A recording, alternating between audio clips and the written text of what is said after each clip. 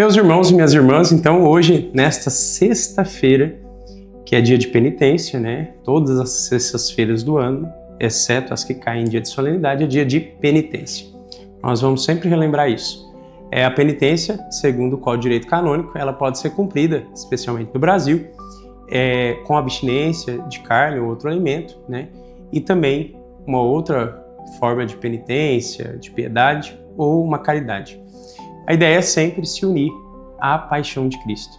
Então é uma forma de viver a nossa Páscoa semanal. Nas sextas-feiras nós lembramos que Cristo morreu por nós na cruz, ofereceu a sua vida e nós também queremos fazer isso de forma prática, através de uma penitência ou uma obra de caridade. E no domingo nós celebramos a ressurreição do Senhor. Então não esqueçam, sexta-feira, dia de lembrar e praticar a oferta da morte de Cristo na cruz, e no domingo, com a Santa Missa, a ressurreição. Meus irmãos, eu gostaria de que vocês pegassem o Evangelho de São Mateus, hoje no capítulo 21, versículo 33. Vamos rezar primeiro? Em nome do Pai, e do Filho, e do Espírito Santo. Amém. Inspirai, ó Deus, as nossas ações e ajudai-nos a realizá-las, para que em vós comece e para vós termine tudo aquilo que fizermos. Por Cristo, Senhor nosso. Amém. Em nome do Pai, do Filho e do Espírito Santo. Nossa Senhora das Graças, São João Bosco, Santa Teresinha do Menino Jesus, São Padre Pio. Vamos lá então, versículo 33. Escutai esta outra parábola. Nosso Senhor conta várias parábolas nesse capítulo, né? Então ele diz: certo proprietário plantou uma vinha, pôs uma cerca em volta, cavou nela um lagar e construiu uma torre de guarda. Ele a alugou a uns agricultores e partiu para o estrangeiro. No tempo da colheita, mandou os servos aos agricultores para receber seus frutos. Os agricultores, porém, agarraram os servos, espancaram a um, mataram a outro e a outro apedrejaram. Ele ainda mandou outros servos, em maior número que os primeiros, mas eles os trataram do mesmo modo. Por fim, enviou-lhes seu próprio filho, pensando: a meu filho respeitarão.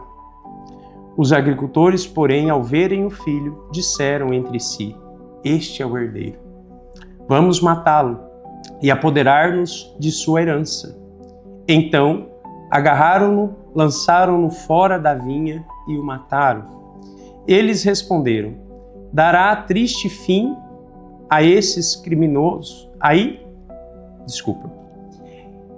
Nosso Senhor questiona então: pois bem, quando o dono da vinha voltar, que fará com esses agricultores? Quem estava escutando na hora respondeu assim. Eles responderam, né? Dará triste fim a esses criminosos e arrendará a vinha a outros agricultores, que lhe entregarão os frutos no tempo certo. Então Jesus lhes disse: nunca lestes nas Escrituras a pedra que os construtores rejeitaram? Esta se tornou a pedra angular. Isso foi feito pelo Senhor e é admirável aos nossos olhos? Por isso vos digo, o reino de Deus vos será tirado e entregue a um povo que produza os frutos do reino. Quando ouviram as parábolas de Jesus, os sumos sacerdotes e os fariseus entenderam que ele se referia a eles. Procuravam prendê-lo, mas ficaram com medo das multidões, pois elas o consideravam um profeta. Palavra da salvação. Meus irmãos, esta palavra, eu gostaria de fazer primeiro uma breve explicação para a gente entender ali o texto e depois a gente vai para uma interpretação espiritual que eu acredito ser muito profunda. Então, a primeira coisa, Jesus fala de uma parábola, né? A gente é acostumado aqui no Mato Grosso, Rondonópolis, arrendar, né? Então, o proprietário arrendou ali a fazenda dele para que eles pagassem o arrendamento depois da colheita. Quando ele manda o empregado receber, né, o arrendamento, eles espancam, apedrejam, matam. Então, por fim, ele manda o filho. e o filho, eles falam, vamos matá-lo para a gente ficar com a herança, com a terra. Meus irmãos, primeiro, Jesus está falando dele mesmo. Aqueles empregados que foram antes eram os profetas, que muitas vezes, aliás, todas as vezes foram perseguidos, não aceitos, muitas vezes apedrejados, e o próprio João Batista, primo de Nosso Senhor, profeta, foi assassinado. E agora vem o filho. Então Jesus está falando dele. Tanto é que tem um detalhe muito interessante. Os arrendatários, eles tiram o filho de dentro da vinha, expulsam ele, jogam e matam ele fora da vinha. Isso é um detalhe muito interessante, porque Nosso Senhor Jesus Cristo não foi morto dentro da cidade de Jerusalém. Ele foi expulso e morreu fora, foi assassinado fora de Jerusalém. A crucificação aconteceu fora da cidade, ou seja, fora da vinha, fora da terra arrendada. Então, o Nosso Senhor revela para eles que eles são cruéis. Que da mesma forma que eles mataram outros profetas, eles vão acabar matando Jesus. Nosso Senhor expõe para eles o caminho de dureza do coração deles que vai levar a matar Jesus. E mesmo eles vendo isso, escutando isso, eles têm o coração mais ainda endurecido e decidem prender Jesus. Só não o prendem por causa da multidão. Meus irmãos, a meditação que eu gostaria de fazer, ela tem a ver sobre o pecado. Uma interpretação muito bonita é que o pecado, na verdade, é um desejo nosso de assumir o lugar de Deus. Lembra que a proposta feita pela serpente a Eva no paraíso era: se comerdes, serás como... Só tira esse serás. Se comerdes, serão como deuses. Então, o rompimento de Eva, naquela atitude do comer, e de Adão, na verdade tinha uma finalidade: assumir o lugar de Deus. E parece-me, não sou eu que digo, isso são os santos, os místicos, parece que no nosso coração humano, desde o pecado, existe uma luta interna entre quem é Deus na minha vida. Quando nós pecamos, desobedecemos um mandamento, queremos fazer a nossa vida do nosso jeito, o que nós estamos fazendo de fato é tirar Deus do trono. A gente precisa assumir esse trono da nossa vida para que a gente seja Deus da nossa vida. E a verdadeira conversão é sair do trono, ou seja, do domínio, da guia, e deixar Deus ser Deus na nossa vida.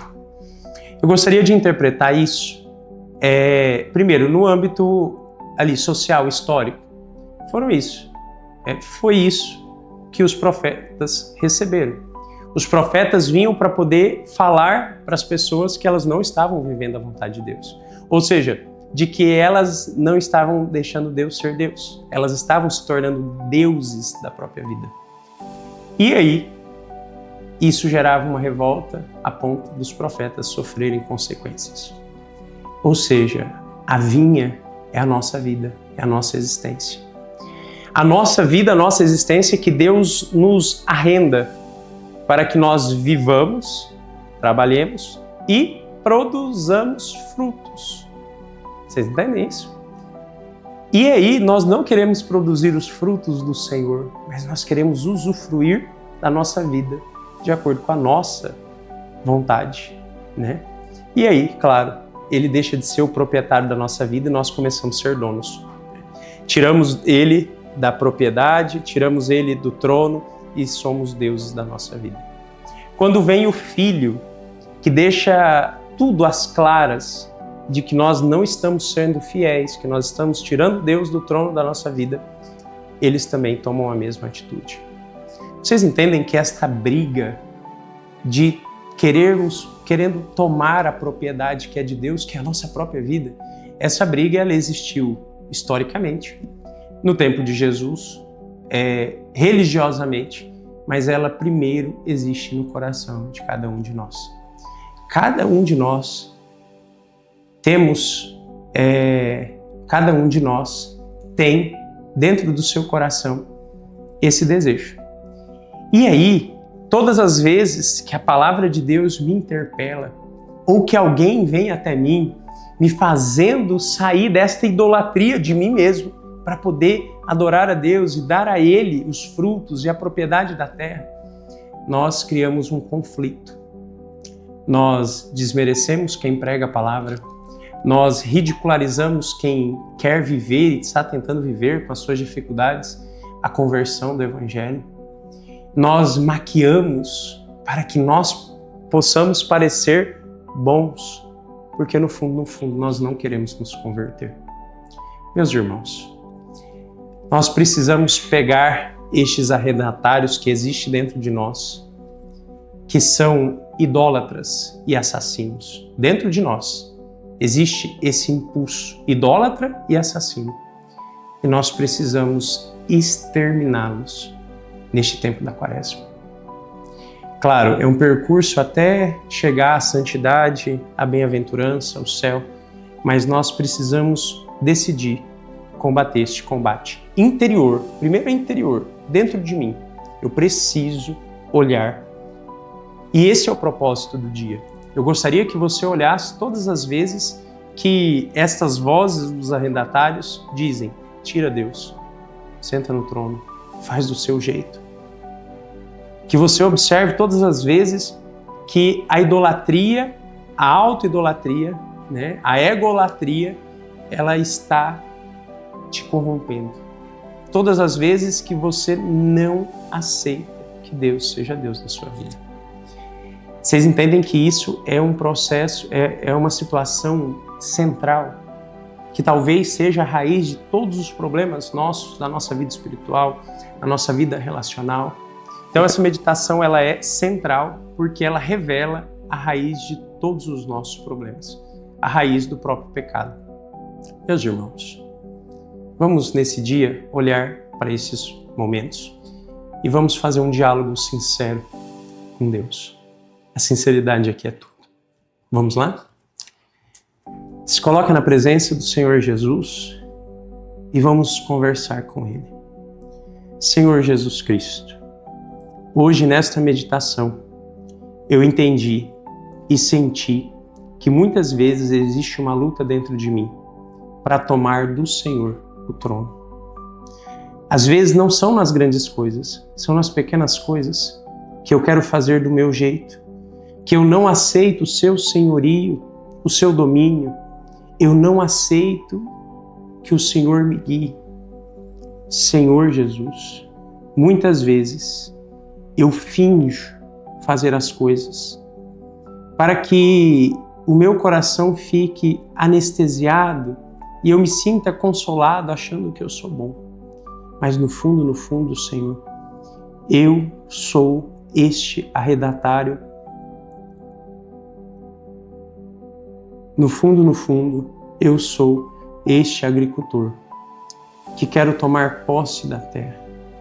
Jesus, eu não sei se eu teria coragem, como tantos santos, de dar a minha vida inteira para vós. Aqueles que morreram por causa de ti e aqueles também que tomaram decisões radicais em sua vida para poder viver a tua palavra e a tua vontade. Eu sei, meu Deus, que tem coisas na minha vida que eu já deveria ter decidido, cortado, mudado há muito tempo. E essa guerra dentro de mim me impede. Eu te peço, Senhor, me ajuda a derrotar esta voz, esse impulso que quer te tirar do trono da minha vida. Dá-me a graça, Senhor, de cada dia, até o final da minha vida, vencer esta batalha. Não deixe, Senhor, que eu caia na idolatria de mim mesmo, nem menos, pior ainda, que eu viva uma hipocrisia, que eu me engane achando que eu me converti, mas ainda continuo me adorando. Meu Deus, misericórdia de mim. Amém.